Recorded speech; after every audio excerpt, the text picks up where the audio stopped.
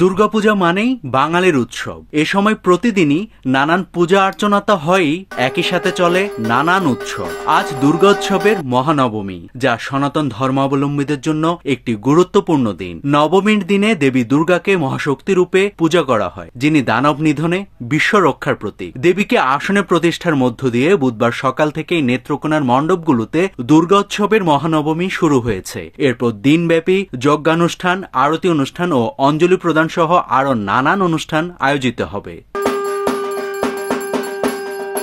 নেত্রকোনার মণ্ডপে মণ্ডপে মহানবমীর দিন সকাল থেকেই ভক্তদের ভিড় বাড়ছে। তবে প্রতিটি মণ্ডপেই দেবী দুর্গার বিদায়ের রাগিণীও বাজতে শুরু করেছে। পূজারী ও মণ্ডপ কমিটির লোকজনরা জানান, এবছর পর্যাপ্ত নিরাপত্তার মধ্য দিয়ে অত্যন্ত শান্তিপূর্ণ ও উৎসবমুখর পরিবেশে দুর্গোৎসব পালন করা হচ্ছে। আজকে মহানবমী পূজা এবং পূজা হবে, আর পুষ্পাঞ্জলি হবে, আরতি হবে, যজ্ঞ হবে। আজকে আমাদের নবমী পূজা। আজকে নবমী পূজার পরে আমরা পুষ্পাঞ্জলি নিব, আরতি হবে, তারপরে আমরা রাত্রিবেলায় আবার আমাদের সাংস্কৃতিক অনুষ্ঠান আছে। আর অন্যান্য বছরের তুলনায় এই বছর আইনশৃঙ্খলা বাহিনীও কঠোর আছে এবং তারা তাদের দায়িত্ব সঠিকভাবে পালন করছে। আর আমরা মার কাছে এই প্রার্থনা করি যেন আমাদের অশুভ শক্তি দূর হয়ে আমরা যেন সবাই শান্তিতে সবাই সুন্দরভাবে বসবাস করতে পারি। আমরা হিন্দু মুসলিম ভাই ভাই, আমাদের এখানে পূজা আসলে আমরা সবাই আমাদের এখানে কোনো জাতি ধর্মের কোনো ভেদাভেদ নেই, সবাই আনন্দের সহিত আনন্দ করে, সাংস্কৃতিক অনুষ্ঠানে সবাই অংশগ্রহণ করতেছে। খুব সুন্দর পূজা। আমাদের এই পূজার 27তম বর্ষ এবং সব দিক দিয়ে মিলাই সব ভালো আছে। পূজারীরা দেবী দুর্গার কাছে দেশ ও দেশের মানুষের জন্য কল্যাণ কামনা করেছেন বলে জানান।